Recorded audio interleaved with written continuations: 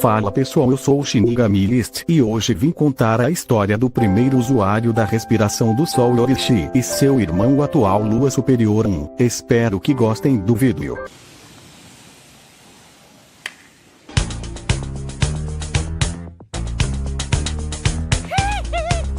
Voltar 500 anos no passado. Como todos sabem, em toda a sua existência só houve um homem a quem Muzan temeu. Yorishi, o homem dos brincos de Hanafuda, o qual, tão impiedoso quanto o sol, chegou perto de matar Muzan. Este mesmo homem tem uma ligação com o primeiro Lua Superior, Kokushibo. Agora sobre a história do primeiro Lua Superior e o usuário da respiração do Sol. Kokushibo conta que, na época em que nasceram, ser gêmeos era considerado um sinal de má sorte, por causarem conflitos na linha sucessória. Yorishi, seu irmão, nascera com uma marca horrível, então a ordem dada por seu pai era de que o matassem. Porém, ao ouvir isso, a mãe dos gêmeos se enfureceu como o fogo. Então, ao invés da morte, o destino de Yorishi era de ser monge em um templo quando completasse 10 anos. A criação dos dois foi completamente diferente. Enquanto Kokushibo recebia as atenções de um sucessor, Yorishi vivia de modo simples, sem qualquer luxo. Yorishi sempre estava ao lado esquerdo de sua mãe, apoiando-a. Kokushibo percebeu que seu irmão era especial por volta dos 7 anos de idade. Em um de seus treinos, o vassalo de seu pai deu a Yorishi uma pequena espada de madeira e o instruiu ao final disse para atacá-lo. Foi então que Yorishi deferiu 4 golpes rápidos e certeiros no pescoço, peito, estômago e tornozelo, desacordando o vassalo. Apesar de ser talentoso, Kokushibo nunca tinha acertado um golpe e seu irmão, que até então para ele era infantil e digno de pena, mostrou uma habilidade extraordinária a qual ele não possuía. Depois do acontecido com o vassalo, Yorishi nunca mais tocou no assunto e não falava mais em se tornar samurai. Ferir alguém o machucava muito, mas para Kokushibo o assunto não havia acabado. Por vezes, perguntou ao irmão qual era o seu segredo, mas para Yorishi aquilo era chato e entediante. Para ele, brincadeiras como soltar pipa eram mais interessantes, até que um dia, depois de tanto insistir, Yorishi falou: os pulmões do seu oponente se expandem antes de atacar, então é só olhar com atenção para o movimento dos ossos, contrações musculares e circulação sanguínea. Depois de um tempo, Kokushibo percebeu que, além da marca, Yorishi havia nascido com uma visão especial. Ele via através dos seres vivos.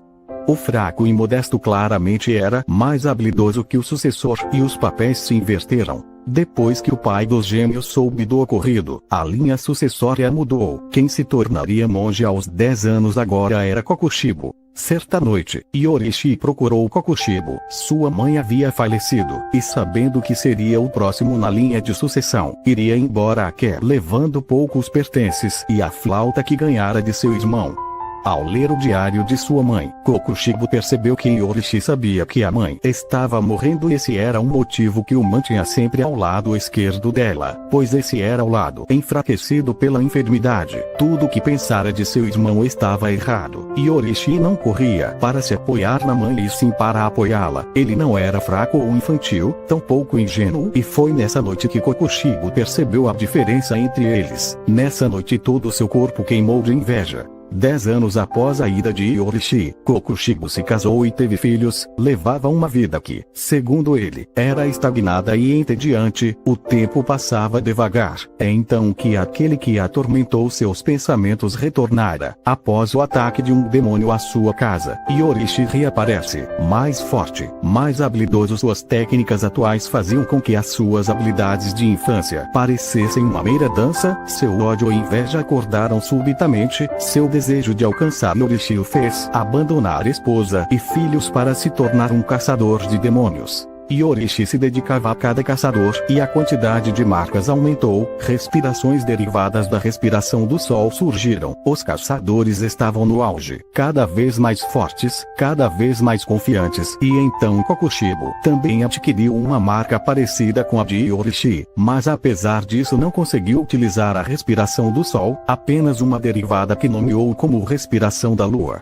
Mais tarde, os caçadores marcados foram morrendo. Um a um pagaram o preço da marca. Os sonhos de alcançar Yorishi tinha prazo. E mais uma vez a frustração alcançou Kokushibo e então apareceu ele. Muzan lhe ofertou mais tempo, mais glória e aperfeiçoamento. As chances aumentaram e Kokushibo se tornou um demônio. Kokushibo se tornou o mais forte dos homens depois de Muzan. Se tornou o primeiro Lua Superior. Suas técnicas eram melhores. Ele era praticamente indestrutível. Talvez tivera superado até mesmo Yorishi. Pelo menos era o que ele pensava. Os irmãos se reencontraram mais uma vez. Yorishi já velho com seus 80 anos e Kokushibo ainda novo com a vitalidade de um Oni, frente a frente.